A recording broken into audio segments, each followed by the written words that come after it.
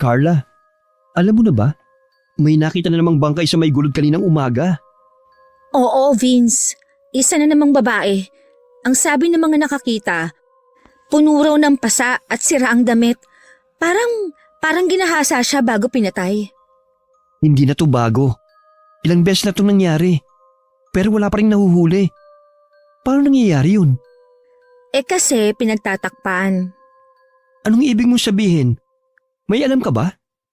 Si Kapitan, hindi ba napansin mo? Sa tuwing may ganitong kaso, ang bilis niyang isara ang investigasyon.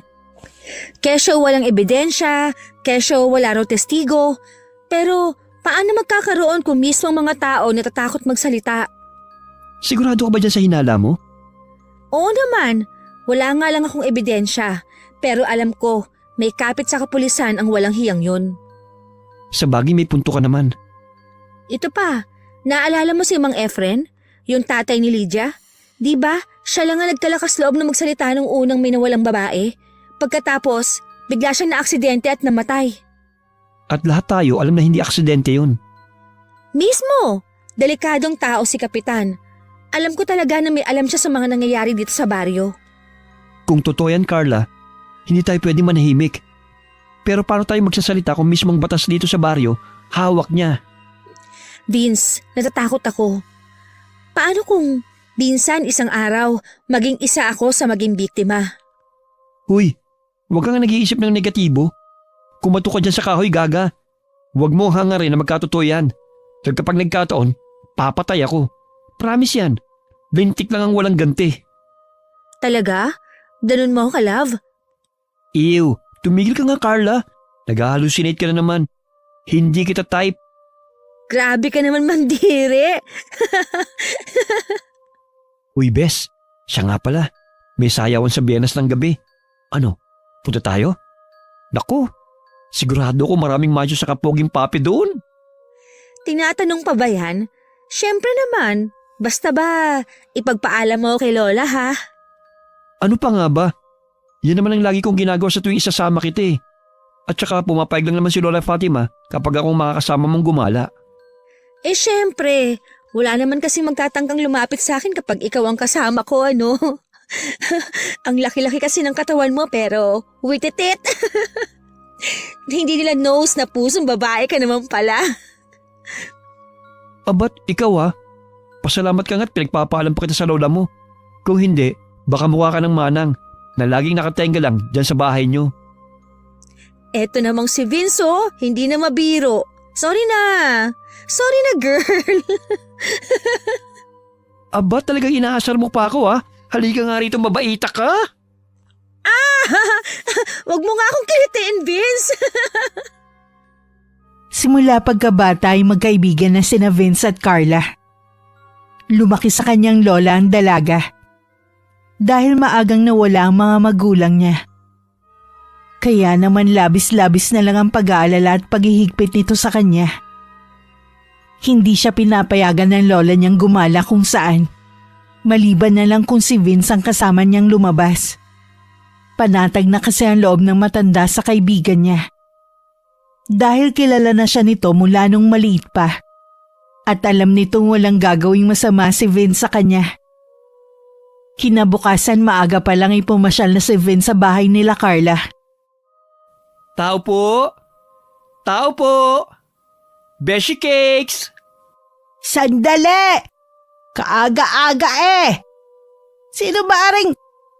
O iho, ikaw pala yan. Tuloy ka. Magandang umaga po, Lola Fatima. Kasing ganda niyo po ang umaga ngayon Wala pa rin ho talaga kayong kupas. Mas nauna pa nga kumupas yung dasher niyo kaysa sa inyo Sus, maliit na bagay. Ako pa ba? At teka nga sandali. Ang aga mo naman yata para mambola, iho. Mukhang hindi ka pa naliligo Abay, ano bang sadya mo? Ito naman si Lola Mabango pa rin naman po ako inutusan po kasi ako ni nanay na bumili ng suka. Kaya dumana lang din po ako dito. Heto po pala may dala po akong daing. Masarap po yan. Ako po mismo ang gumawa niyan Abay, marunong ka na rin palang gumawa ng daing. Mabuti yan at matutulungan mo na ang nanay mo sa hanap buhay ninyo. Oo nga po eh. Nakakaya rin po kasi kung si nanay lang natin gagawa. At teka, nag-agahan ka na ba, iho? Dito ka na kumain. At patapos na rin naman si Carla maligo. Sumabay ka na sa amin. Salamat po pero tapos na po ako mag-almusal ha. Ang sadya ko po talaga dito eh. Alam ko na yan, iho. Gagala na naman kayo magkaibigan, no? Napakamot na lang si Vince sa batok niya. Habang nakahalokip-kip na nakatingin kay Lola Fatima. Nakagat pa nga nito ang pangibabang labi saka ngumisi sa matanda. Hindi sigurado sa susunod na sasabihin. Paano niyo po nalaman, Lola? May lahi po ba kayo manghuhula? Manghuhula ka riyan. Hindi ko na kailangan maging manghuhula para malaman yon. Alam na alam ko na yung style mong yan, iho. Ba't halos lahat ng gala ng apo ko eh. Ikaw ang nagpapaalam. Kaya alam ko kung may sasabihin ka. Ito namang si Lola oh. Pero alam ko naman pong papayag kayo eh, di po ba? Bakit? Saan na naman ba pupunta yung mga paa ninyong kating-kate kapag hindi nakakagala? Hala, grabe si Lola. Kating-kati po talaga. Ipapaalam ko lang po sana kasi na isasama ko si Carla sa sayawan doon sa plaza. Abay hindi ba't sa Biyernes pa yon, iho? Tama po kayo la. Ano bang araw ngayon? Martes po. Masyado ka naman yatang excited, iho. Ang layo pa nun ah. Mukhang may binabalak ka. Tamang hinala ka naman, Lola. Ang totoo po niyan, bakit talaga ako magpapaalam sa inyo para may oras pa kaming kumbinsin kayo kung sakaling hindi kayo papayag. Aba, magaling! Dahil may taktika na pala kayo ngayon, ha? Oh, Vince, ang aga mo naman mangapit bahay. Ikaw pala yung kumakatok kanina sa pinto. Nang makita ni Vince ang dalaga na nakatapis habang nagpupunas ng basang buhok, napalunok ito ng malaki sabay inilihis ang kanyang paningin. Nakaramdam naman si Lola Fatima. Kaya kaagad niyang sinaway ang apo niya. Hoy Carla! Magbihis ka na nga muna bago ka mang-usisa. Abay hindi magandang tignan na nakatapis ka pa habang nakikipag-usap sa isang lalaki. Wala naman pong problema dyan kay Vince, Lola. Pero sige, dyan ka na muna, Beshi. Magbibihis lang ako, ha? Nang makapasok na ng kwarto ang dalaga, saka naman nagpatuloy sa pag-uusap ang dalawa. Nakita naman ng matanda kung paano pamulahan ng mukha ang binata habang hindi makatingin ng diretso sa kanya. Pagpasensyahan mo na ha. Minsan talaga nawawala sa sarili ang apo ko eh. Sanay na po ako, Lola. Wala po kayong dapat na ipag-alala. Papayagan ko si Carla. Pero ibalik mo siya sa akin ng buo, ha? Huwag mong pababayaan. Huwag po kayong mag-alala. Never ko pong pababayaan si Carla. Matanong ko lang. May gusto ka ba sa apo ko? Po? Bakit hindi ka makasagot? May gusto ka, no? Naputo lang sasabihin ni Vince nang lumabas ng kwarto ang dalagang bagong bihis. Nakasuot lang ito ng sleeveless dress na hanggang tuhod ang haba. Simple pero kitang-kita ang hubog ng katawan ng dalaga. Napalunok na naman si Vince dahil sa tanawing nasisilayan. Ngunit kaagad din naman nakabawi ng umuntag si Lola Fatima. Hoy! Natulala ka na, iho! May gagawin pa po pala ako sa bahay la. Tama, mauna na po ako ha. Carla, uwi na ako ha. Sige, Vince. Mag-iingat ka. Salamat, tutuloy na ako. Natatarantang lumakad palabas ang binata. At nakasunod naman dito ang mata ng matanda. Ramdam ng matanda na may pagtingin ng binata sa apo nito. Kahit nagpapakita to ng pagkalamya at kalambutan sa pagkilos. Masaya naman ang matanda dahil alam niyang mabuting tao naman ang binata at hinding-hindi ito gagawa ng masama sa kanyang apo. Tara na't kumain, iha. Sige po, Lola. Teka, at maghahain po ako. Iha, May itatanong lang sana ako sa'yo. Ano po yun, La? Ikaw ba may manliligaw na? Po? Naku, Lola. Wala pa pong nagkakamali. Talaga ba? Di mabuti naman kung ganon. Alam ko rin naman pong hindi niyo pa ako papayagan na magnobyo eh. Kaya kung may manliligaw man, di syempre po, matik na dead man na kaagad. Carla po, hindi naman sa pinagbabawalan kita Ang sakin lang naman kung sakaling may manliligaw ka nga, tilatisin mo munang maigi nang hindi ka masaktan at magsisi sa huli. Lola, wala naman pong nagtangkang manligaw kasi nga po, di ba? Hindi naman po ako nakakagala nang hindi kasama si Vince. Wala naglalakas ng loob na lumapit sa akin dahil siguro takot sa kanya. Parang tatay kasi ang dating ng kaibigan kong yun eh. Kahit ang totoo lalaki din ang gusto. Abay, totoo ba yung sinasabi mo, iha? Parang hindi ko naman nakikitaan ng kabaklaan si Vince Tsaka kahit ganun yun maaasahan at pinagkakatiwalaan ko siya. Sa bagay, tama naman po kayo, Lola. Kaya nga po, magkaibigan pa kami hanggang ngayon dahil mabait at matulungin po siyang tao. Saka, bakla po talaga yun. Huwag na lang po ninyong ipagsabi. Kaya kung sakaling may manligaw man sa'yo, gusto ko yung kagaya niya ang pipiliin mo, ha? Nang hindi ka kawawa pagdating ng panahon. Sa isip ng dalaga tugma sila ng gusto ng kanyang lola. Ngunit wala siyang magagawa dahil sinabi na ni Vince na lalaki din ang gusto nito. Kaya inakala niyang wala ng pag-asang maging sila kahit pa malalim na ang nararamdaman nito para sa binata. Lingid sa kaalaman ni Carla. Matagal na palang may lihim na pagtingin para sa kanya ang binata. Ngunit hindi lang yun magawang aminin ni Vince dahil natotorpe ito. Natatakot din kasi itong masira ang kanilang pagkakaibigan. Kung sakaling mang aminin niya ito at hindi pala siya gusto ng dalaga. Kaya nakontento na lang siya bilang isang matalik na kaibigan. Ngunit kahit ganun, umaasa pa rin siyang masusuklian din sa huli ang nararamdaman niya.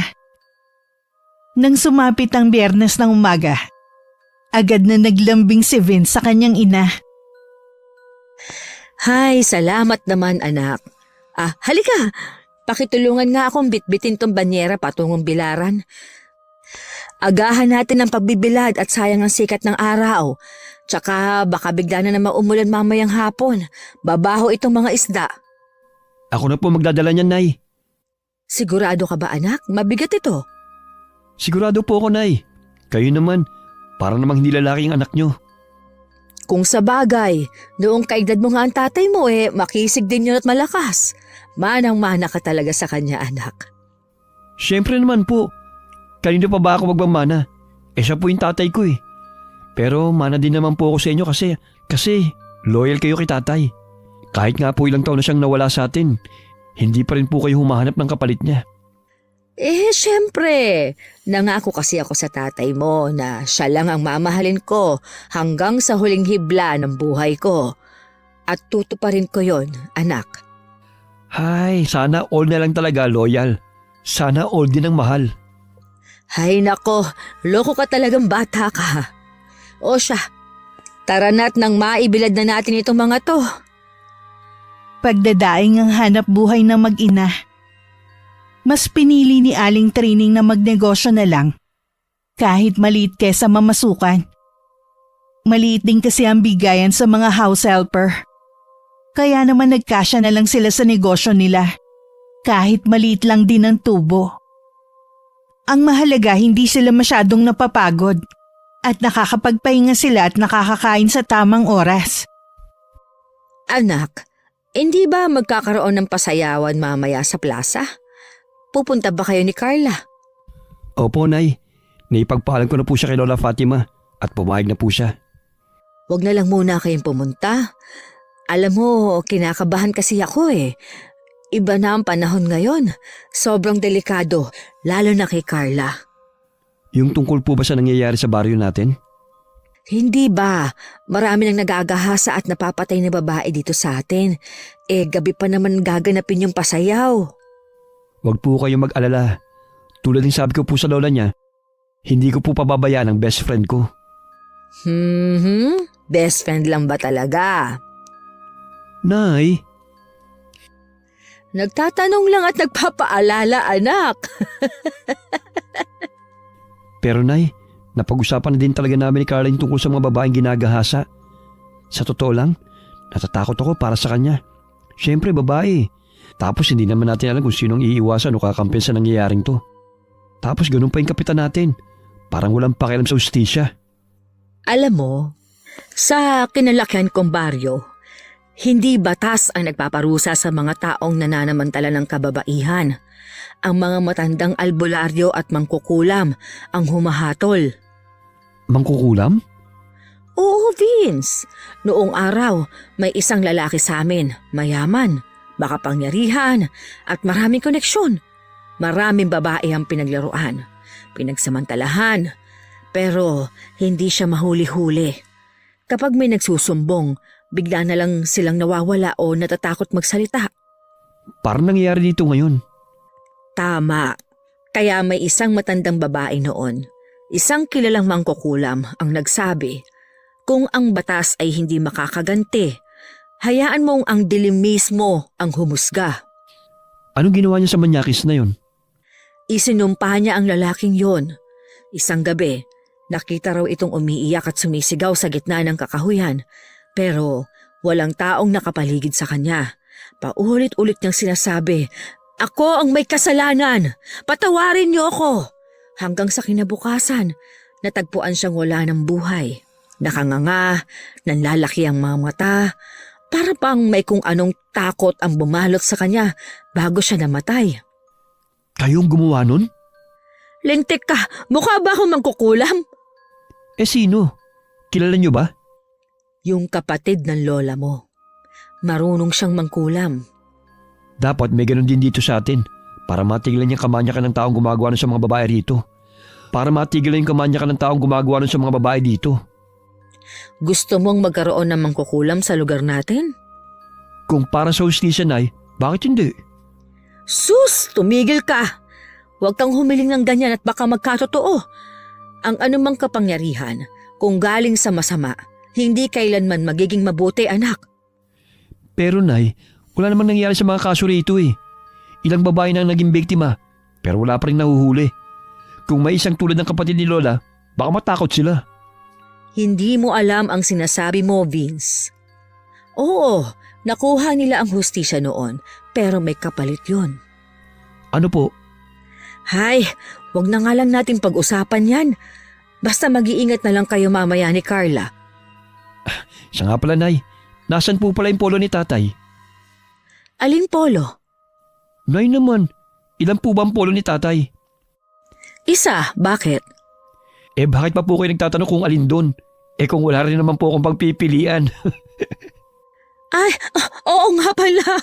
Bakit nga ba ako napatanong ng ganon? Baka signs of aging na po yun, Nay. 5 taon na lang, magsisinkwenta na po kayo eh. Bata pa yun, no? Sobra ka. May iba ko. Saan mo naman gagamitin ang polo, anak? Susutin ko po mamaya. Aba, poporma ka yata ah. Anong meron? Si Nanay Chismosa. Alam mo, maski hindi ka umamin, alam kong may gusto ka kay Carla. Tsaka alam ko na aamin ka na. Good luck ha. Alam ko hindi ka mabibigo kasi ramdam ko na may pagtingin din sa'yo ang dalagang yun. Talaga ba, Nay? Oo, maniwala ka. Natatakot po kasi akong umamin eh. Baka lumayo siya sa akin. Paano kung hindi? Subukan mo. Sige po, Nay. Salamat. Nang magtakip silim na'y mas nauna ng kumain ng binata sa kanyang ina. Naligo at nagsipilyo. Pagkatapos maglinis ng katawan, ay nagbihis na rin siya ng bagong plansyang polo na hiniram pa niya sa mga naiwang gamit ng kanyang ama. Hindi naman kalakihan ng kanyang ama, kaya hindi ganong maluwag ang damit sa kanya. Nang handa na ang lahat pati na ang dadalhin niya, gumayak na rin siya upang sunduin ang dalaga. Tao po, Carla, Lola Fatima. Uy, Vince, nandito ka na pala. Tuloy ka muna. Magbibihis na lang ako. Sige, hintayin na lang kita dito. Paglabas ng dalaga sa kanyang silid, saglit na natigilan si Vince. Napalunok siya habang nakatingin sa kaibigan niyang nakaayos. Suot ang isang simple ngunit eleganteng bestida. Bahagyang kulot ang buhok at may banayad na pulang lipstick sa labi. Hindi niya inaasahang makikita ito sa ganong forma. Parang bumagal ang oras habang pinagmamasdan niya ito. Sa bawat kilos, sa bawat ngiti ng kaibigan, lalo siyang napahanga. Kasabay nito ang mabilis na pagtibok ng kanyang puso. Nakabihis na ako. Tara na. La, tuloy na po kami. O sige, mag-iingat kayong dalawa ha. Hoy Vince, ipinagkakatiwala ko sa iyo ang apo ko. Oras na may mangyaring masama sa kanya, nako! Mayayari ka talaga sa aking bata ka. Ito talagang si Lola, nananakot pa. Opo, Lola. Ako na pong bahala kay Carla. Huwag na po kayo mag-alala. Ikaw Carla, huwag kang lalayo kay Vince ha. Lagi ka lang sa tabi niya. Para naman po akong bata niyan, Lay. Aba't nagre-reklamo ka yata. Baka gusto mo wag na lang tumuloy at dito ka na lang sa bahay. Di po ako nagrereklamo. Sabi ko nga po, didikit lang ako kay Vince. O siya, sige na. Lumakad na kayo. Nang makapagsayaw kayo ng matagal. Habang naglalakad ang dalawa, isang itim na sasakyan ang dahan-dahang dumaan sa gilid nila. Bukas sa mga bintana nito. Kaya kitang-kita nila ang mga lalaking sakay. Nagpalitan ng tingin ng magkaibigan. Parehong nakakaramdam ng kaba. Lalo na nang mapansin nilang bumagal ang sasakyan. Ang malamlam na ilaw ng poste ay bahagyang nagpakita ng maitim na ngiti ng isa sa mga lalaking sakay. Binilisan ng dalawa ang paglalakad nila. Nakahinga lang sila ng maayos nang nilampasan na sila ng sasakyan. Kilala mo ba yung mga yun? Hindi eh. Pero yung isa namumukhaan ko. Parang nakita ko na minsan sa bahay ni Kapitan. Baka kamag-anak niya siguro. Kamag-anak pala ng kupal na kapitan. Sayang, pogi sana. Pogi? Kinikilig ka na niyan? Parang ngayon ka na nakakita ng pogi ah. Hala, hindi ha. Nagsabi lang na pogi yung isa, kinikilig na agad. Grabe ka naman. Iwasan mo mga yun. Hindi maganda ang kutob ko sa kanila. Mabuti pa umuwi lang kaya tayo. Hala, wag naman. Naghihintay yung mga friend natin sa plaza. Tsaka, wala namang mangyayaring gulo ngayon. Ang daming dayo ang dadalo. Safe naman tayo kapag maraming tao. Sige na nga. Pero kapag may naramdaman kang kakaiba, sabi mo kagad sa akin ha. Nax, protective. Aba natural. Hindi kita hahayaan mapahamak no? Pilit nilang isinasantabi ang hindi may paliwanag na kaba na iniwan ng sasakyan dumaang kanina. Ngunit sa di kalayuan sa dilim ng kalsada, may mga matang tahimik pa ring nakasubaybay sa kanila. Nang hindi nila namamalayan, nagpatuloy lang sa paglalakad sina Vince at Carla. Hanggang sa narating na nga nila ang plaza. Hinanap nila kaagad ng mga kaibigan. At nadatnan nila ang mga to na kausap ang mga lalaking nakita nila kanina sa sasakyan. Napakunot pa ang noo ni Vince nang bumaling sa kanila ang isang lalaki. At nakangiting sinalubong ang papalapit na si Carla. Hi, good evening. Carla, tama ba? Oo, paano? Hindi mo siguro natatandaan pero simula dati pa, nung una naming bakasyon dito sa bari nyo, binala ko na talaga magpakilala sa'yo. Kaso wala lang akong lakas ng loob nun eh. Si Kevin ay pamangkin ng kapitan nila. Nakapatid naman ng ina nitong si Aling Delilah. Lumaki to sa Maynila at sanay na itong mambola ng mga babae. Madalas ang mga nabobola nito ay ang mga probinsyanang katulad ni Carla. At dahil nga ayaw naman ni Carla na makabastos at lumabas na suplada, sinakyan na lang nito ang trip ni Kevin. Ako nga pala si Vince. Vince, nice meeting you pare. Hindi ko alam na may kuya pala si Carla. Hindi niya ako kuya pare. Actually, best friend niya ako. Oh, best friend. Nice. At ikaw naman, ano nga pangalan mo ulit? Oh, sorry. Nakakalimutan ko palang magpakilala sa inyo. Nakaka-distract kasing kagandahan mo eh. By the way, I'm Kevin. Wow, ang lakas naman. Wala bang ibang linya? Mukhang marami ka nang ginamitan yan Hindi naman. Totoo lang naman sinasabi ko eh. Nga pala, pamangkin ako ni Cap. Talaga? Taga saan ka nga pala? Dito. Malinaw naman siguro sa sinabi mong lagi kang nagbabakasyon dito, di ba? Oo nga pala. Sorry, napaulit lang. Ganun ba? Sige, mag-enjoy ka lang ha. Sama lang ako sa mga kaibigan ko. Tara na, Vince. Sandali lang, Carla. Sorry, Kevin. Hindi ako mahilig sa scripted na small talk. See you around kung talaga nagbabakasyon ka rito. Sabay na naglakad sina Vince at Carla palayo. Habang naiwan si Kevin na nakangiti pero halatang tinablan sa mga sagot ni Carla. Agad na dumistansya ang dalawa. Nang makumpirma ni Carla na pamangkin nga ito ng kapitan, siya na agad ang umiwas. Ayaw niyang magkaroon ng kahit na anong koneksyon dito. Dahil alam niyang walang patawad ang pamilya nito. Kaya hanggat maaari lalayo na lang siya sa binata para makaiwas sa anumang maaaring mangyari. Kilala pa naman ang pamilya nila sa kawalang hustisya at pangmamanipula ng mga krimen na kinasasangkutan ng mga to. Grabe, taray naman nun. Ikaw may tinatago ka pala mga English sa baul ng lola mo. Bakit? Siya lang ba marunong magkonyo?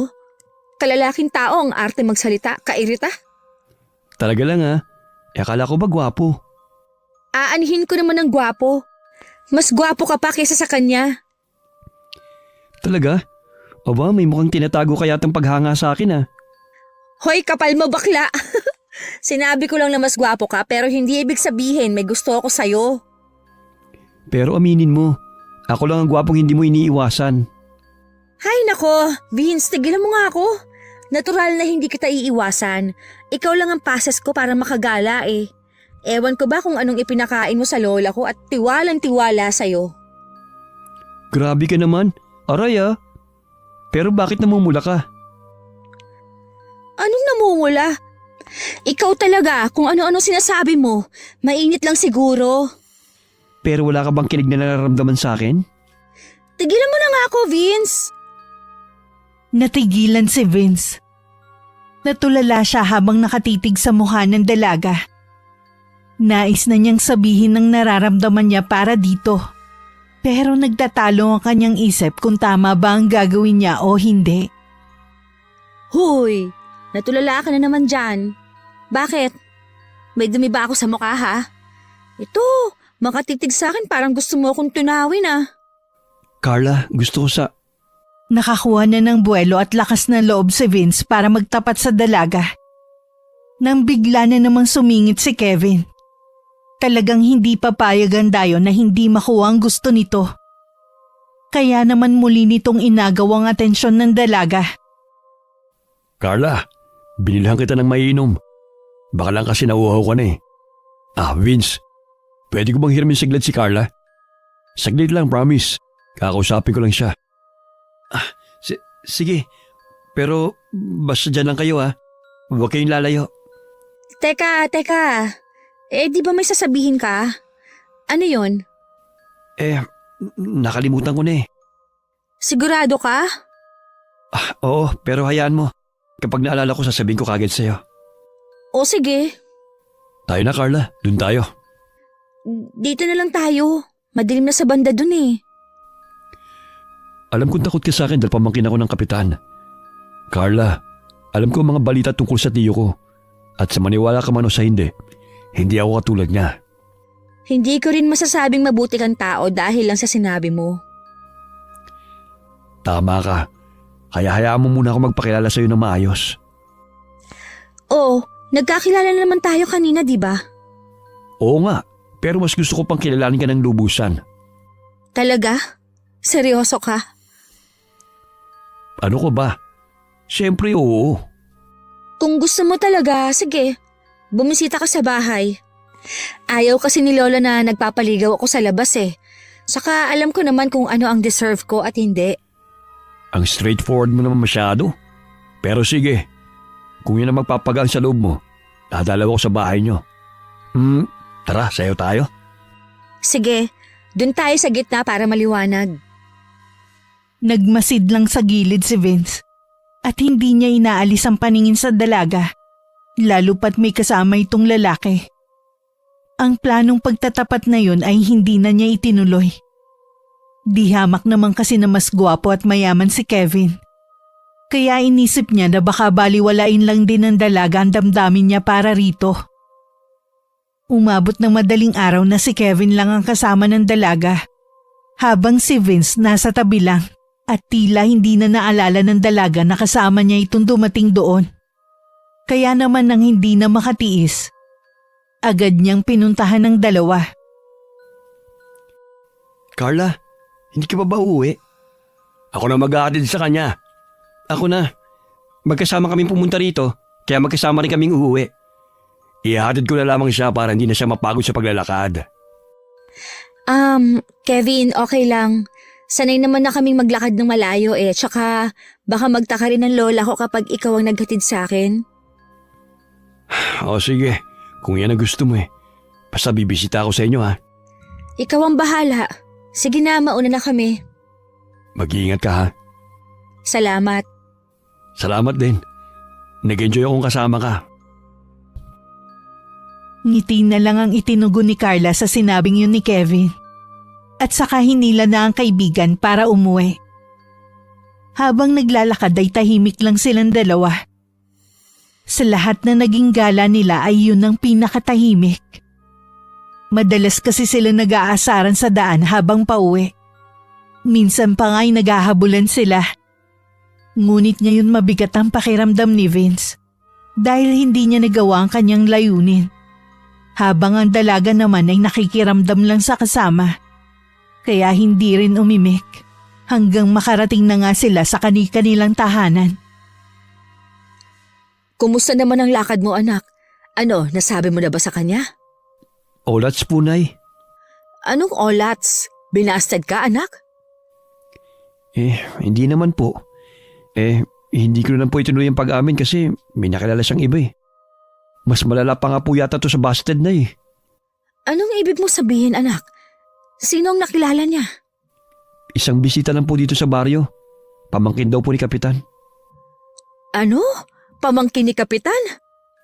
Oo, Nay. Parang dun siya nagka-interes. Akala ko ba galit siya kay Kap? Ano nangyari? Hindi ko nga alam eh. Sinubukan ko naman siyang balaan. Saka nung una naman, Nay, tinatarayan niya yun. Ewan ko, biglang nagbagong ihip ng hangin. Biglang tumigas ang ulo. Hindi naman sa nanghuhusga ako ng tao pero alam mo kasi, hindi ako naniniwalang may mabuting bunga kung galing sa bulok na puno. Anong gagawin ko, Nay?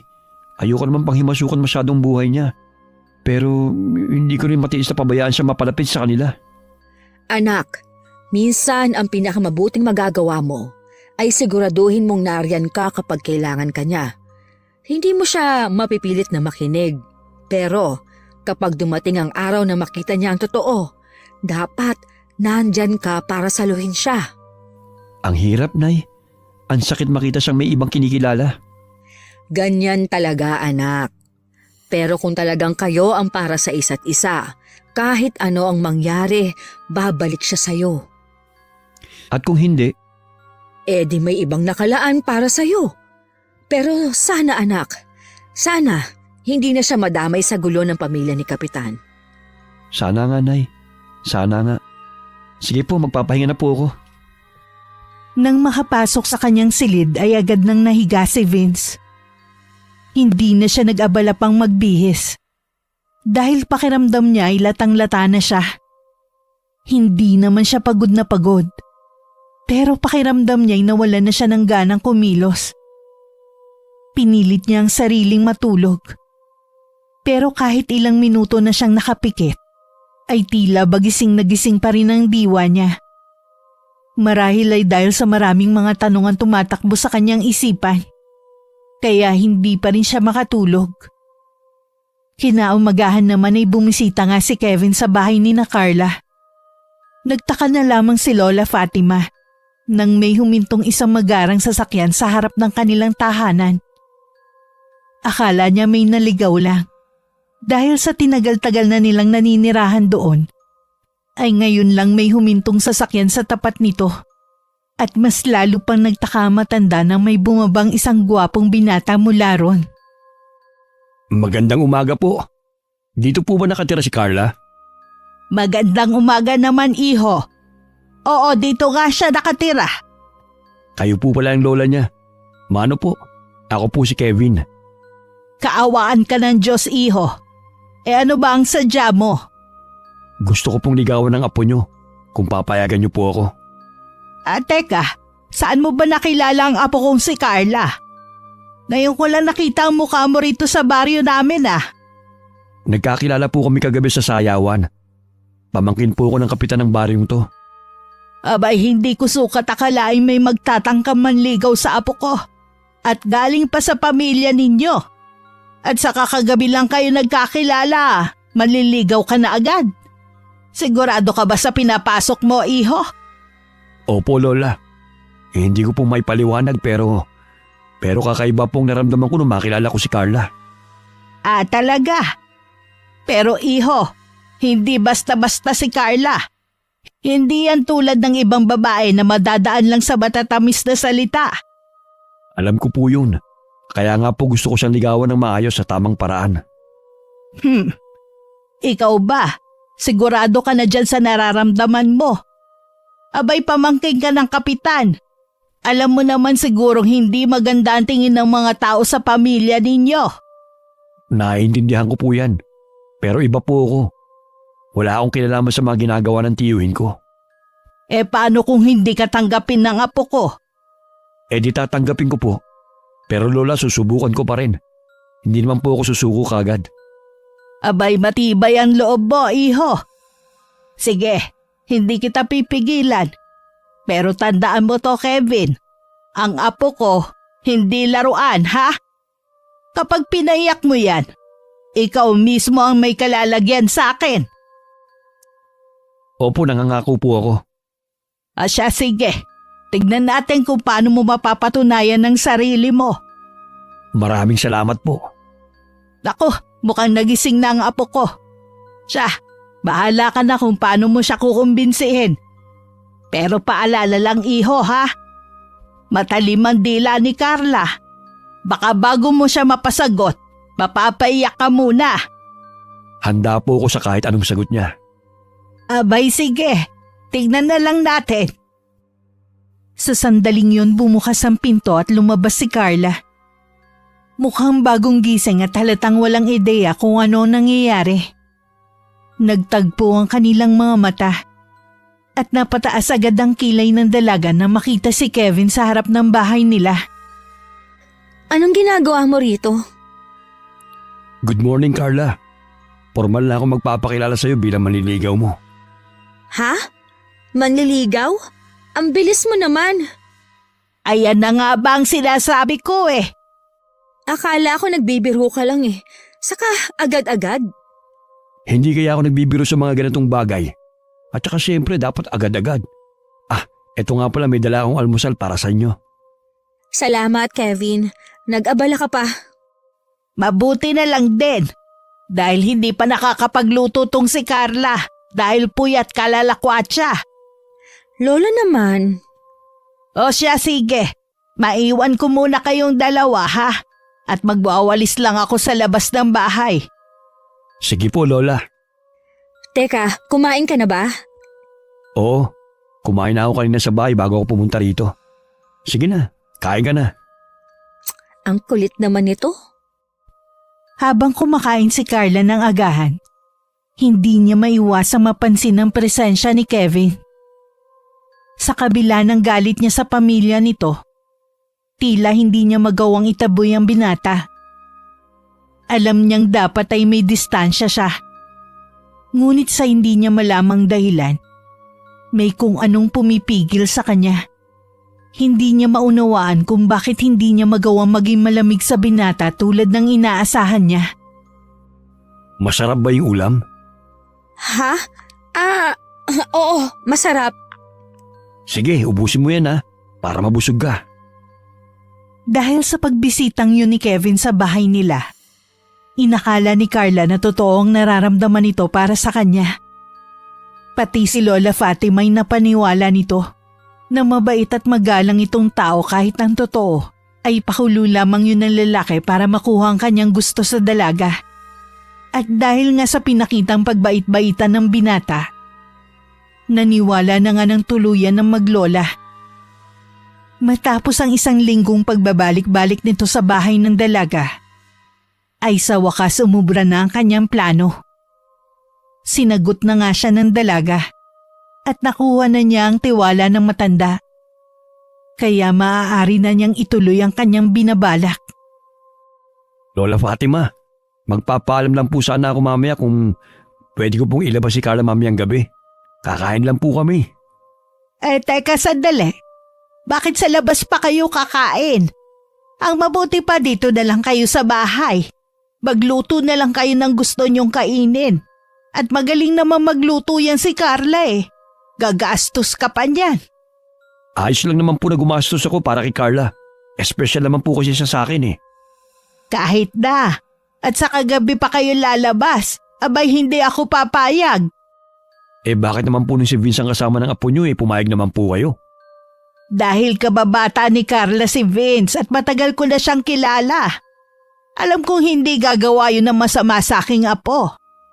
Paano ko naman po mapapatunayan na mapagkakatiwalaan din po ako kung hindi niyo ako bibigyan ng pagkakataon? Kahit isa lang po, Lola. Kahit ngayon lang po. Sige na. Siya nga po pala. Ito po, may pinabibigay po pala si Mama sa inyo. Itong bibingka. Tulad ba to ng dati? Masarap ba ito? Opo, masarap po yan. Tulad ng dati. Kaya ubusin niyo para lahat ng sabihin ko. Hindi niyo tatanggihan. Anong sabi mo, iho? Hindi ko masyadong narinig Anong hindi tatanggihan? Sabi po ni Mama, huwag niyo daw po tatanggihan yan kasi espesyal daw po yan. Habang umunguya si Lola Fatima ng bibingkang inabot ni Kevin, unti-unting lumambot ang kanyang ekspresyon. Kanina lang ay may pag-aalinlangan pa siyang nararamdaman. Ngunit sa hindi maipaliwanag na dahilan, tila gumaan ang loob niya sa binata. Maya-maya pa nagpatuloy siya sa pagkain. Tila hindi na naiisip ang pag-aalangan kanina. Napansin to ni Kevin at lihim na napangiti. Ilang saglit pa, nag-angat ang tingin si Lola Fatima at tumingin kay Carla na tahimik na nanonood sa kanila. Sige na apo, sumama ka na sa kanya. Pinapayagan na kita. Napakunot ang noo ni Carla. Tila nagtataka sa biglaang pagbabago ng isip ng kanyang lola. Kanina lang ay parang tutol ito. Pero ngayon bigla na lang pumayag sa pag-alis nila. Samantalang si Kevin naman ay nakangiti ng buong buo. Halatang kontento sa naging resulta ng kanyang munting estratehiya. Saan ba tayo pupunta, Kevin? Basta, huwag ka na maraming tanong.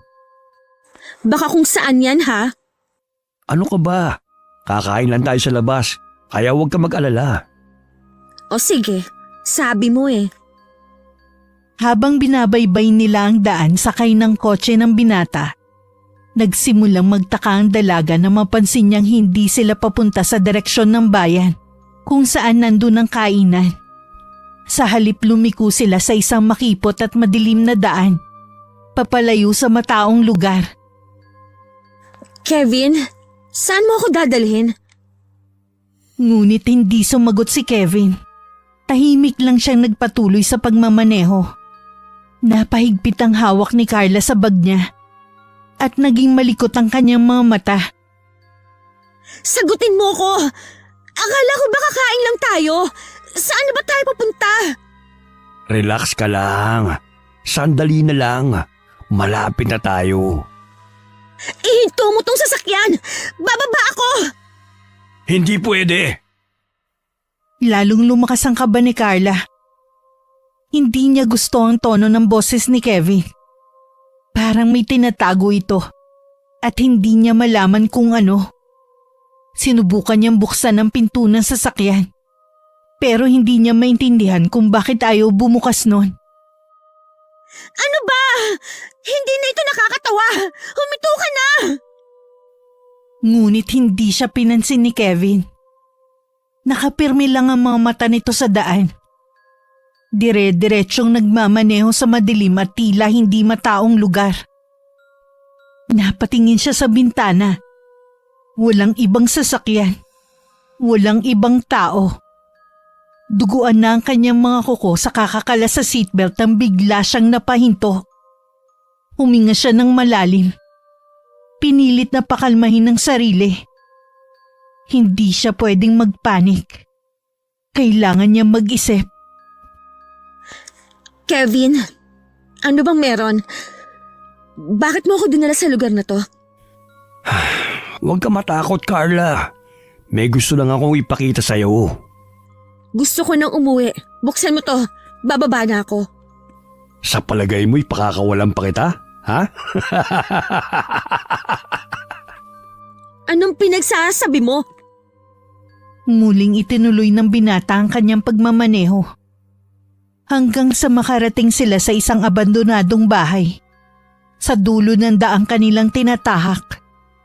Ganun na lamang ang takot na naramdaman ng dalaga.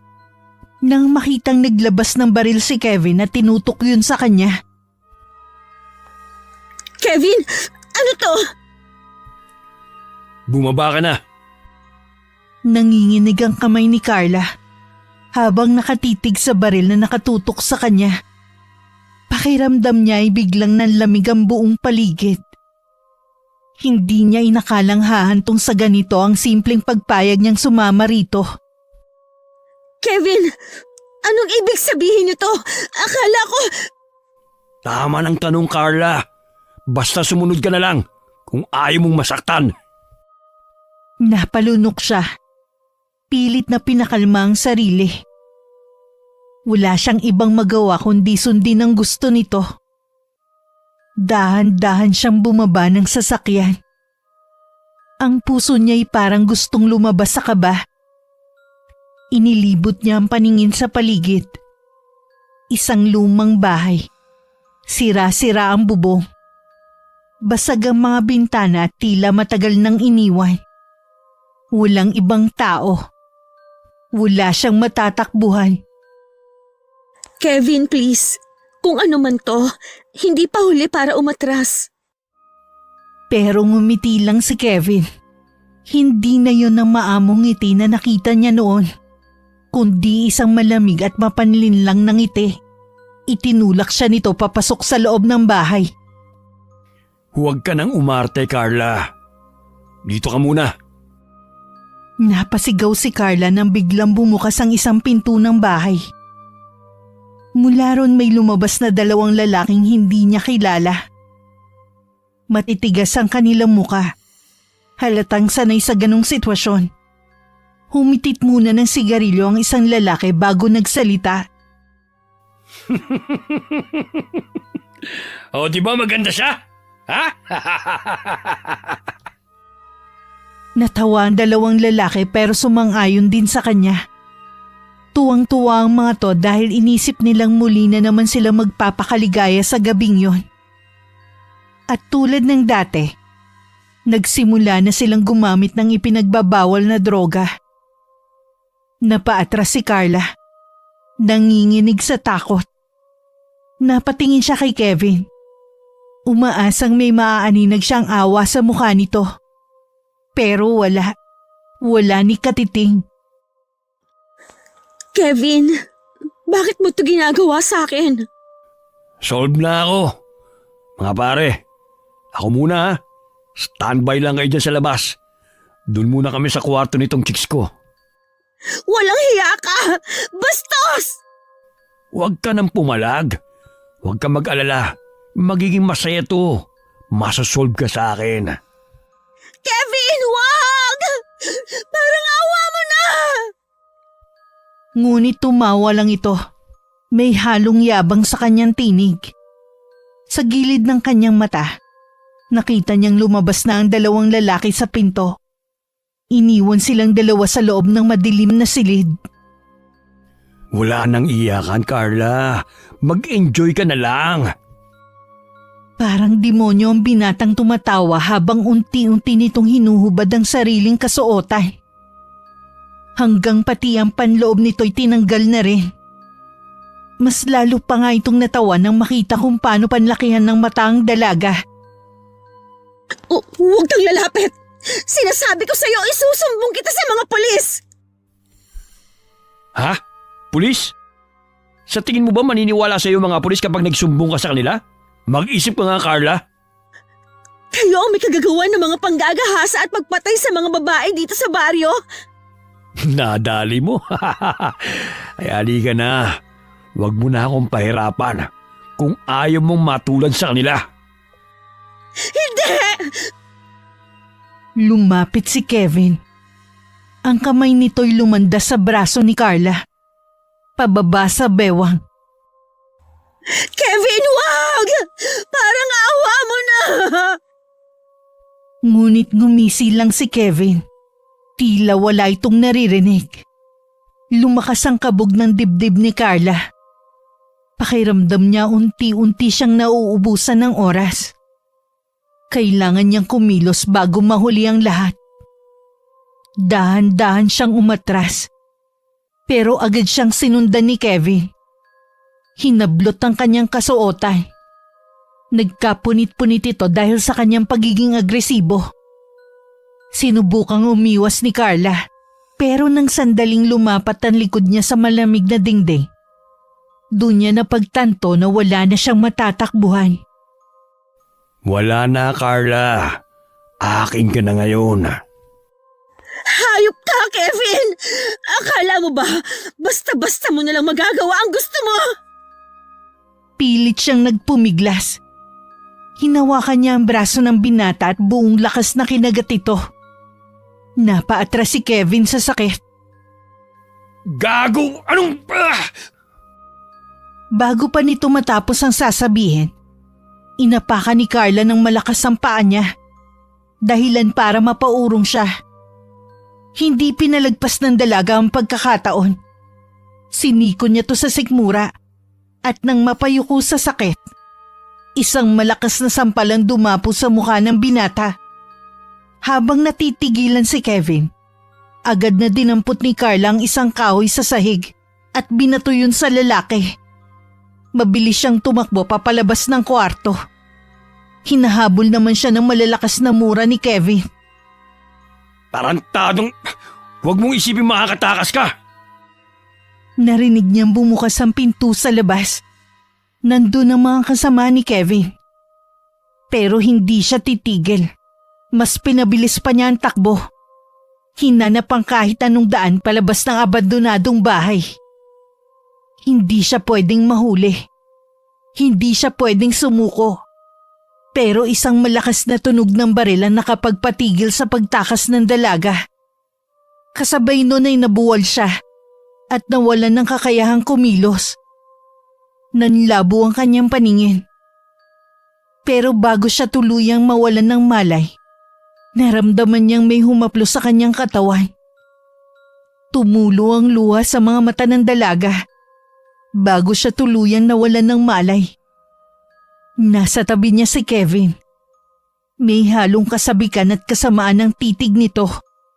Sinamantala niya ang kahinaan ng dalaga. Mabilis siyang yumuko upang tuluyang maisakatuparan ng kanyang maitim na balak. Oo mga chong, tulad ng dati, kayo na ang bahalang dumisipat siya sa babaeng to. Maluwag naman ang naging pagkakangiti ng mga lalaki. Alam na kasi nila ang ibig sabihin nun. Oras na para sila naman ang lumigaya. Hinintay muna nilang makalabas ang kaibigang lalaki bago simulan ang pagpapaligaya. Ngunit nang makaalis na si Kevin, nakarinig sila ng mga kaluskos at mga padyak mula sa labas ng abandonadong bahay. Nagkatinginan ng mga lalaki. Agad na nagbunot ng patalim at baril. Handang harapin kung sino man ang nasa labas. Unti-unti silang lumapit sa bintana. Pero bago pa nila makita kung sino ang nasa labas, isang malakas na kalabog ang kanilang narinig. Biglang bumukas ang pinto. At sa isang iglap, may kung anong mabilis na anino ang sumalakay sa isa sa kanila. Isang matalim na sigaw ang umalingaw-ngaw, kasabay ng pagsirit ng dugo sa sahig. Bago pa sila makaputok ng baril, isang matinding puwersa ang tumama sa isa pa sa kanila. Agad itong nabuwal. Duguan ng leeg na tila pinunit ng matatalas na kuko. Si Carla kahit mahina pa mula sa natamong tama ng bala, naggawa niyang idilat ng kanyang mga mata. At sa kabila ng panlalabo ng kanyang paningin, nakita niya kung sino ang dumating. Isang nilalang na hindi niya inaasahan. Isang hugis taong nilalang. May matatalim na kuko at pulang mga mata. Ang nagangalit habang unti-unting lumalapit sa huling lalaking natitira. Sigaw ng sigaw ang lalaki. Hanggang sa tahimik na bumagsak ang duguan nitong katawan. Kasabay ng pagtigil ng kaguluhan, muli na namang bumigat ang mga mata ni Carla. Sa huling sandali bago siya tuluyang mawalan ng malay, isang tinig ang narinig niya. "Ligtas ka na, Carla. Huwag ka na matakot." Nagising si Carla na pawis, habol ang hininga at nanginginig ang buong katawan. Napalingon siya sa paligid. Nasa loob siya ng bahay ng kanyang lola Fatima. Ligtas na siya. Ngunit sa kabila ng seguridad ng lugar, hindi niya mapigilan ng sumigaw nang maalala ang mga nangyari sa kanya. Wag! Tama na! Wag! Mabilis na pumasok si Lola Fatima sa silid. Baka sa mukha ang pag-aalala. "Apo! Bakit? Ano nangyari?" Ngunit hindi sumagot si Carla. Patuloy itong nanginginig. Pilit na hinahabol ang kanyang paghinga habang mahigpit na niyayakap ang sarili. Lumapit ang matanda. Marahang hinaplos ang buhok ng apo. "Tapos na, Carla. Ligtas ka na. Wala ka na sa lugar na iyon." Doon palang nagsimulang bumalik ang ulirat ng dalaga. Inikot niya ang paningin sa paligid. Pilit niyang inaalala kung paano siya nakarating doon. Lola, paano ako nakauwi? Sino nagdala sa akin dito? "Ako ang nagligtas sa iyo, Apo." Ano? Pero paano? Napayuko ang matanda. Tila nag-aalangan kung dapat pa ba niyang ipagpatuloy ang kanyang sasabihin. Ngunit alam niyang wala na siyang may tatago pa. "Hindi mo alam ang lahat tungkol sa akin, Apo. At sigurado kung hindi ka pa handang malaman. Pero wala akong iba magagawa kundi sabihin ang totoo sa iyo." Muling bumalik sa isipan ni Carla ang mga huling sandali bago siya mawalan ng malay. Ang malamig na sahig, ang tunog ng baril, at ang anino na biglang lumitaw. Isang aninong hindi niya maaninag ng buo. Biglang bumilis ang tibok ng puso niya. Lola, ano ka ba talaga? Isang nilalang na hindi mo inakaalang nabubuhay pa. Lola.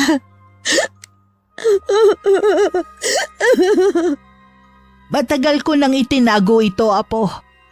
Pero siguro panahon na para malaman mo ang totoo. Nanginig ang tinig ng matanda habang nakatitig sa kanyang apo. Hindi niya kailanman inisip na darating ang araw na kakailanganin niyang ipahayag ang lihim na kanyang iningatan ng maraming taon. Lola, anong ibig mong sabihin? Isa akong aswang, Carla. Isinilang ako sa isang lahi ng mga nilalang na matagal nang umiiral sa mundong ito. Ngunit hindi ako katulad ng mga aswang na kinatatakutan ng marami. Hindi. Hindi maaari. Alam kong mahirap itong tanggapin. Pero kung hindi dahil sa akin, baka wala ka na ngayon. Napapikit si Carla. Pilit inaalala ang nangyari bago siya mawalan ng malay.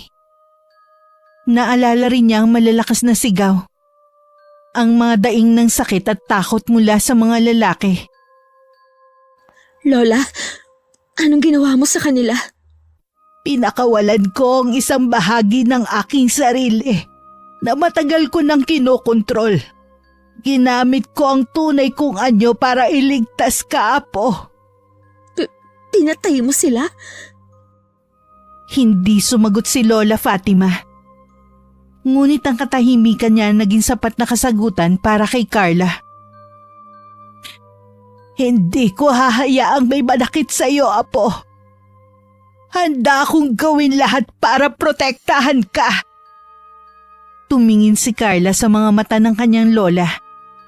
Sa kabila ng kanyang takot, may isang bahagi sa kanya ang nagsasabing hindi siya dapat mangamba. Kung ganon, anong ibig sabihin nito, Lola? Isa rin ba akong... Napatigil siya sa pagsasalita. Nanginginig ang kanyang labi. Takot sa sagot na maaaring ibigay sa kanya ng lola niya. Wala pa ako nakikitang palatandaan sa iyo, Carla. Pero kung nasa dugo mo ang sumpa, darating ang panahon na mararamdaman mo rin ang tawag ng kadiliman. Ayokong maging isang halimaw, Lola. Ikaw ang magpapasya kung anong magiging landas mo, Apo. Hindi lahat ng aswang ay masama. Ikaw pa rin ang pipili kung magiging masama ka o mabuti. Lola, si Kevin, ginahasa niya ako.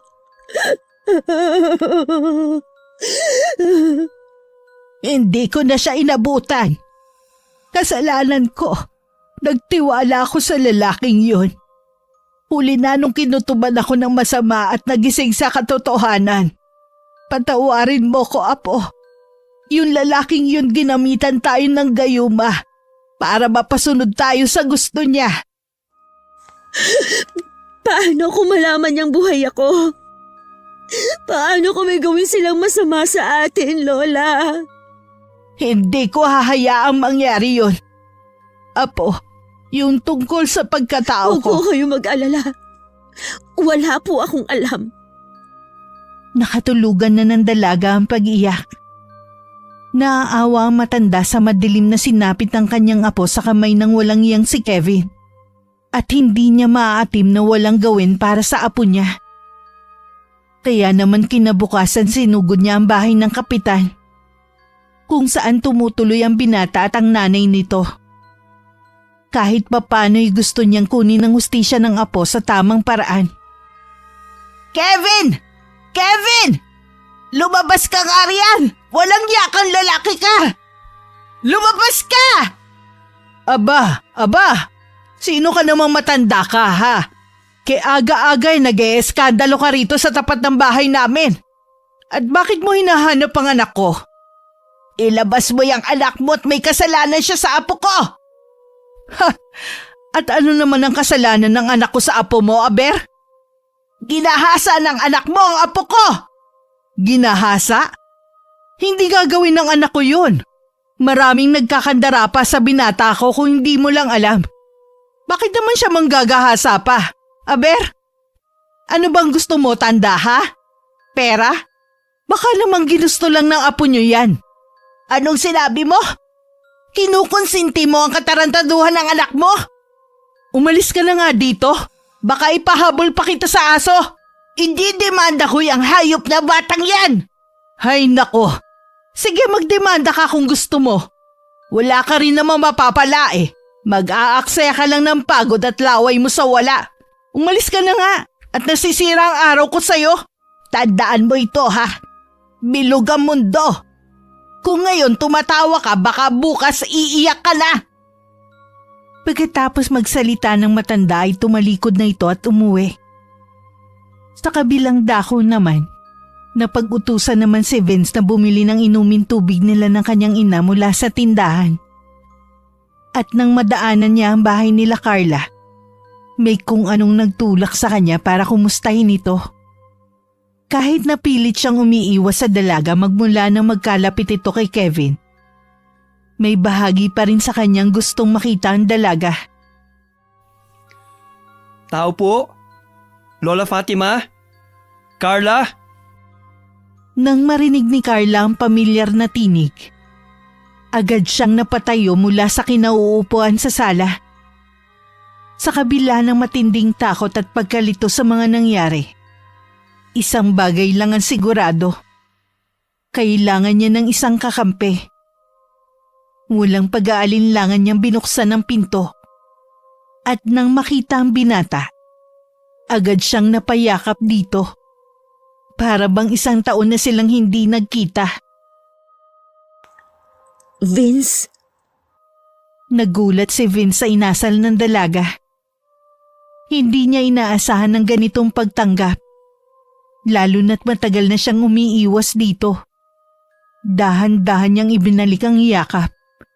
Ramdam ang panginginig ng katawan ng dalaga. Carla? Ano nangyari? Bakit parang takot na takot ka? Hindi agad nakasagot si Carla. Sa halip mas humigpit pa ang yakap niya. Pilit na tinatago ang luha na bumabagsak mula sa kanyang mga mata. Vince, bakit ngayon ka lang kasi pumunta dito? Anong ibig mong sabihin? Muli siyang tiningnan ng dalaga. Baka sa kanyang mukha ang takot, pagkalito at hinanakit. Hindi alam ni Vince kung ano ang eksaktong nangyari. Pero ramdam niyang may mabigat na pinagdadaanan ng kaibigan niya. Pumasok tayo. May kailangan akong sabihin sa'yo. Hindi na nagdalawang isip ang binata. Hinawakan niya sa braso si Carla at dahan-dahang pumasok sa loob ng bahay. Tahimik na nakamasid si Lola Fatima mula sa sulok ng sala. Waring pinag-aaralan ng magiging reaksyon ni Vince. Umupo si Carla sa sofa. Nanginginig ang kanyang mga kamay habang mahigpit na nakakuyom. Umupo rin si Vince sa tabi niya. Nag-aalalang hinawakan ang kanyang balikat. Ano bang nangyari? Si Kevin. Vince. Si Kevin at ang mga kaibigan niya. Halos hindi niya masabi ang sumunod na mga salita. Nanginginig ang kanyang labi at napayuko siya. Hindi makatingin ng diretso sa kaibigan. Nagpanting ang tenga ni Vince. Mabilis siyang tumayo. Nagngangalit ang kanyang anyo. Anong ginawa nila sa'yo? Carla, sabihin mo sa akin. Lumapit si Lola Fatima. Inilagay ang kamay sa balikat ng binata. Tila pinapakalma ito. Ginahasa ako ni Kevin. Ano? Ang gagong yon? Mapapatay ko siya, Carla. Mapapatay ko siya. Tara, magsumbong tayo sa mga pulis. Kailangan nilang malaman ang ginawa sa'yo ni Kevin. Vince, mag-aaksaya pa ba tayo ng panahon para dyan? Alam mo namang malakas ang kapit ng pamilya nila sa mga yon, di ba? Alam ko, pero panggagahasa ang ginawa niya at hindi yun makatarungan. Maaari niya din tayong baliktarin. Maaari niyang sabihin na pera lang ang habol ko sa kanya. Hayaan mo na lang, Vince. Huwag ka na lang makialam pat baka lumaki lang ang gulo. Huwag makialam? Naririnig mo bang sinasabi mo? Carla, ikaw ang nagrabyado rito. Hindi ako papayag ng babaeng minahal at iningatan ko. Bababuin lang ng iba. Ipaghihiganti kita. Kung hindi ko man makamit ang hustisya sa legal na paraan, pues ako ang gagawa. Hindi pwede to. Hindi pwede to. Please, Vince.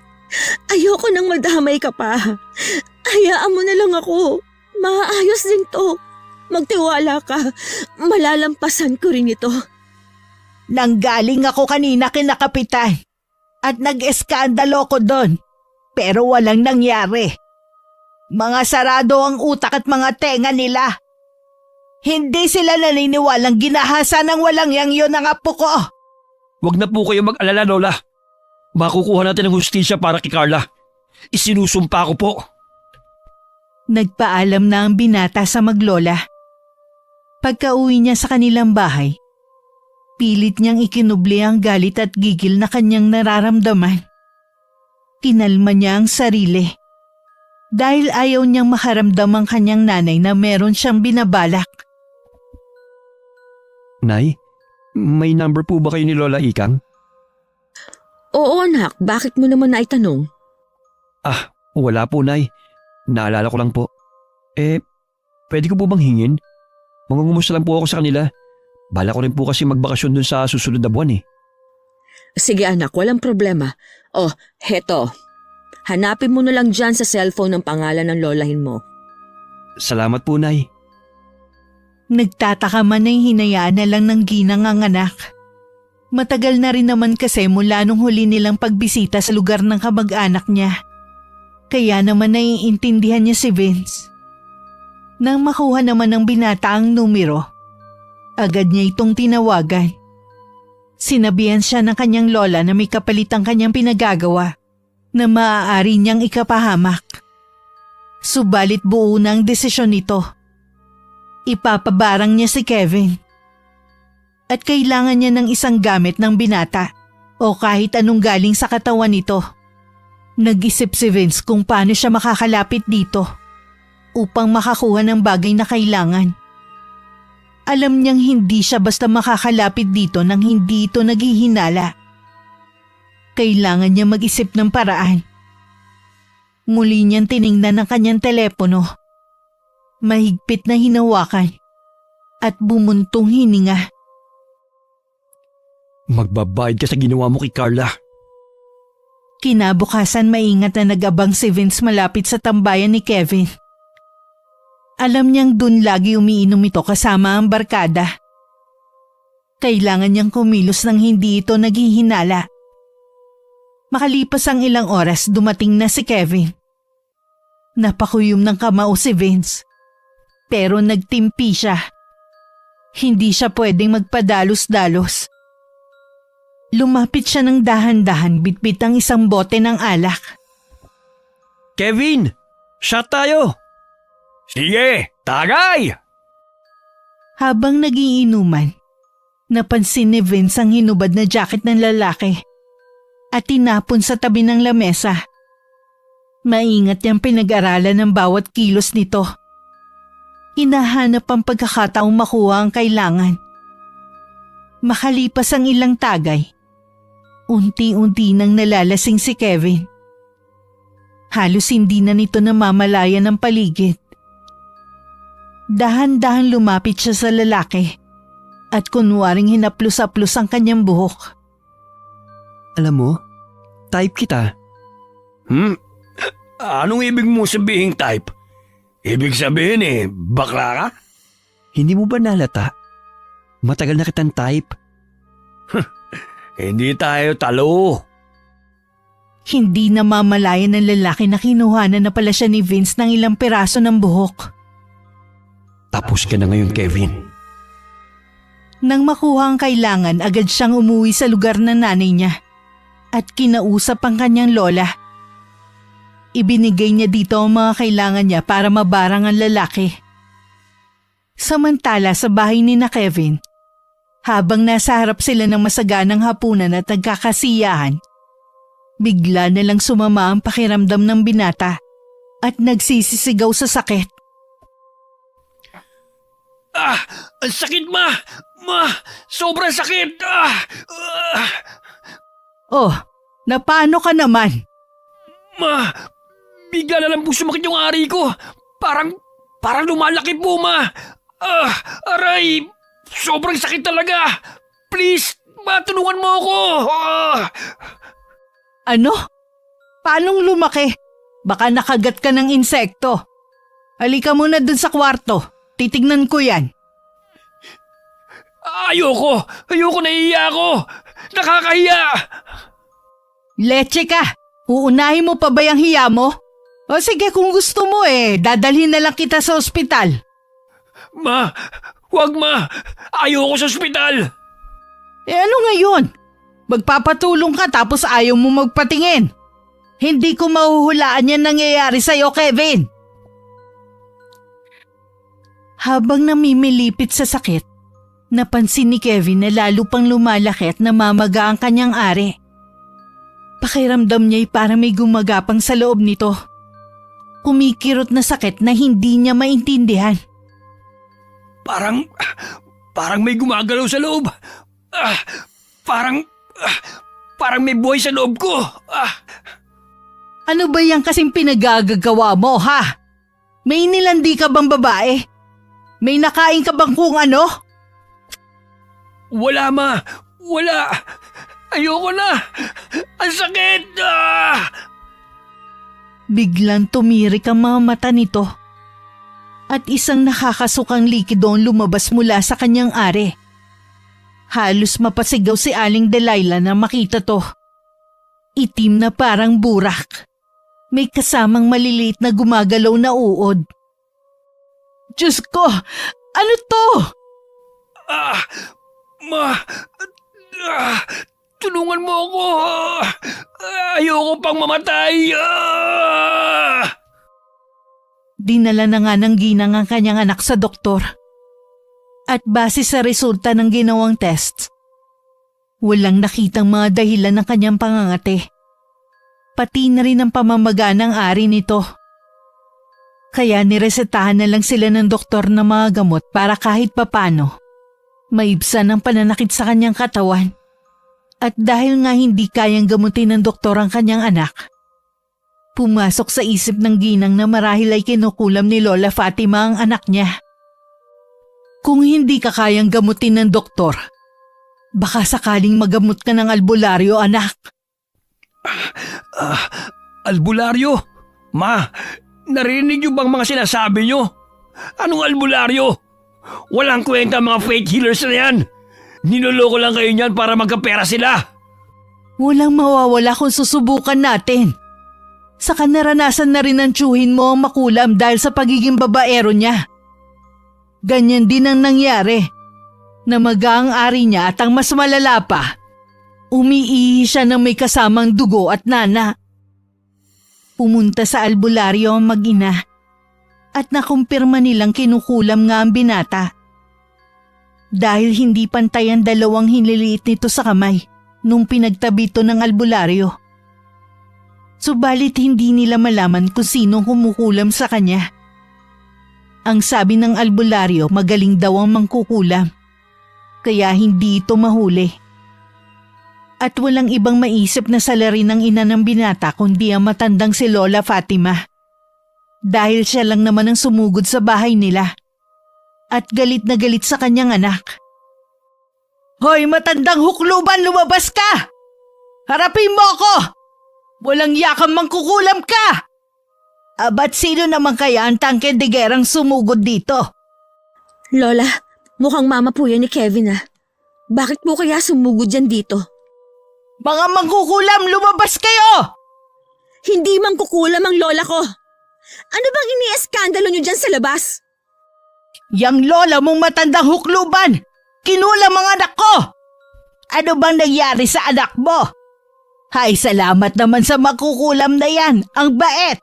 Buti nga sa inyo! Pweh!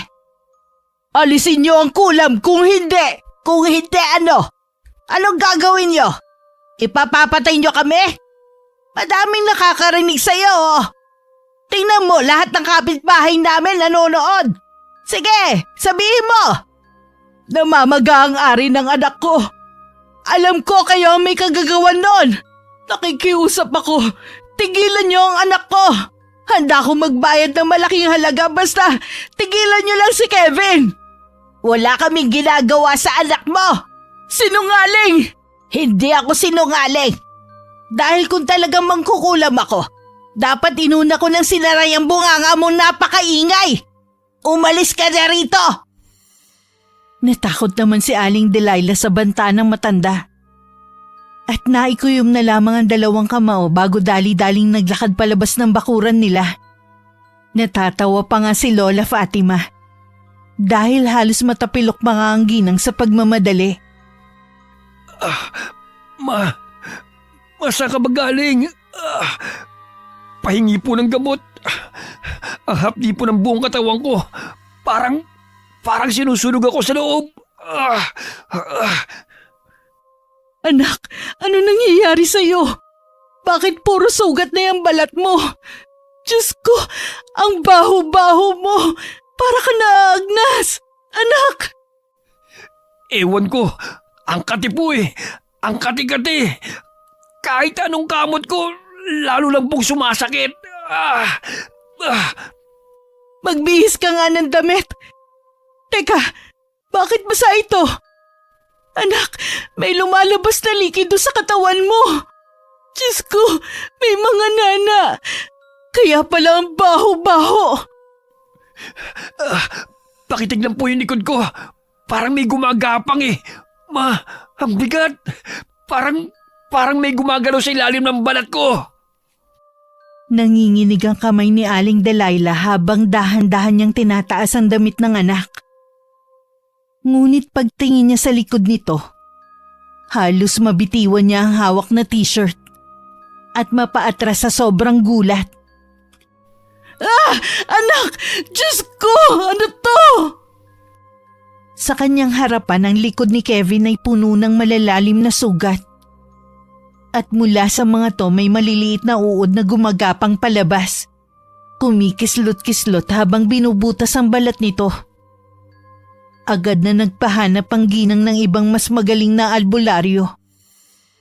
Malaki ang paniniwala niya na hindi lang basta mangkukulam ang dumadali sa kanyang anak, kundi isang mambabarang. Pagdating ng albularyo at makita ang kalagayan ni Kevin, agad itong napailing. Sinubukan niyang tawasin ng binata upang matukoy kung sino ang gumagawa ng barang. Ngunit hindi niya ito magawa. Masyadong malakas ang puwersang bumabalot sa binata. Hindi niya kayang kontrahin ito. Sa kabila ng pagsisikap ng albularyo, lalo lamang lumala ang kalagayan ni Kevin.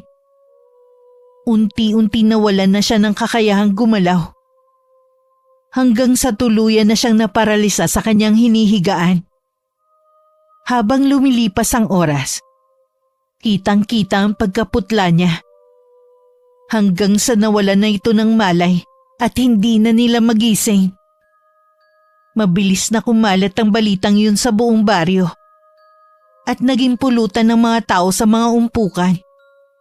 Nakarating din yun kay Aling Trining. Anak, halika nga muna rito. Maupo ka sa tabi ko at may itatanong lang ako sa'yo. Ano po yun, Nay?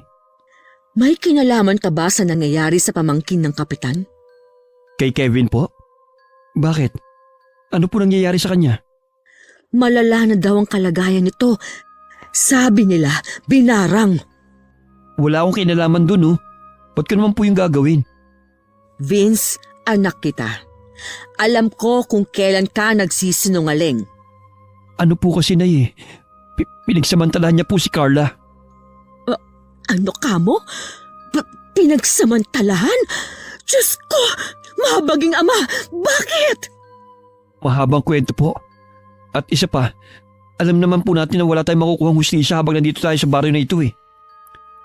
Pero anak, baka madamay ka pa. Alam mo bang may kapalit yung mga ginagawa mo? Opo, pero kakayanin ko po yun. Ang hindi ko maatim ay hindi mabigyan ng hustisyang ginawa ng lalaki yun sa babaeng matagal ko nang iniingat-ingatan. Pero, anak, alam mo bang usap-usapan na si Lola Fatima ang pinagbibintangan nilang bumarang dun sa lalaki? Oh? Nang marinig to ni Vince, agad siyang pumunta sa bahay ng maglola para tignan ang kalagayan ng mga to. Ayaw niyang mapahamak sila ng dahil sa kanyang kagagawan. Laking gulat niya na makitang naroon ang ina ni Kevin. Nakaluhod at iyak ng iyak. Parang awa niyo na. Tanggalin niyo na ang sumpa ng barang sa anak ko. Masyado na siyang nahihirapan. Nangangayayat na siya at nagmamakawang patayin na lamang siya. Alam kong may mali rin ako dahil kinonsinti ko ang mga ginagawa ng anak ko. Pero sobra-sobra naman po yung pagpaparusang ito. Hindi na po makatao. At ang ginawa niya sa apo ko na pambababoy, makatao ba yon? Hindi rin naman ah. Saka ilang ulit ko bang sasabihin sa'yo wala kaming kinalaman dyan sa nangyayari sa anak mo? Kung ano man yung pinagdadaanan niya ngayon. Marahil karma na niya yan. Carla, pakiusap. Tulungan mo si Kevin. Please, Iha. Pasensya na po. Pero wala rin po akong magagawa sa mga nangyayari kay Kevin. Wala po kaming kinalaman sa sinasabi ninyo. Hindi ako naniniwalang wala kayong alam. Pero hindi pa rin ako titigil na magmakaawa sa inyo para tigilan na ang pagpapahirap sa anak ko. Kung kinakailangang araw-araw ako lumuhod sa harapan ninyo para lang patawarin niyo na ang anak ko sa mga nagawa niya sa inyo, gagawin ko. Gumaling lang ang anak ko. Biglang nakaramdam ng awa si Vince nang marinig kay Aling Delilah kung gaano nakalala ang kalagayan ni Kevin. Ramdam niya ang paghihirap ng puso ng babae. Kaya naman hindi niya magawang magsaya. Kahit alam niyang nararapat lang sa lalaki ang parusa, hindi pa rin niya maiwasang makonsensya. Agad niyang tinawagan ng kanyang lola at nakiusap na itigil na ang barang at huwag papatayin ng biktima. Mula nang matanggal ang sumpa ng barang, naging madali na sa mga albularyo na mapagaling ang binatang may sakit. Matapos mapagaling ang kanyang mga sugat, kusang sumuko si Kevin sa mga pulis at inamin ang ginawang panghahalay kay Carla. Sa pagsuko niya, hinarap niya ang mga kasalanang matagal niyang itinanggi. Nagkaroon na rin ng hustisya hindi lamang para kay Carla, kundi para na rin sa lahat ng mga babaeng naging biktima nila. Samantala si Carla naman ay nagsimulang bumangon mula sa bangungot na sinapit niya. Alam niyang mahaba pa ang proseso ng paggaling.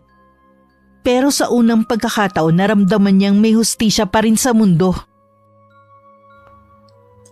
Salamat, Vince ha. Ha? Para saan naman? Kasi lagi kang nandyan para sa akin. Maaasahan ka talagang kaibigan. Ay nako, Senti ah. Siyempre naman. That's what friends are for nga, di ba?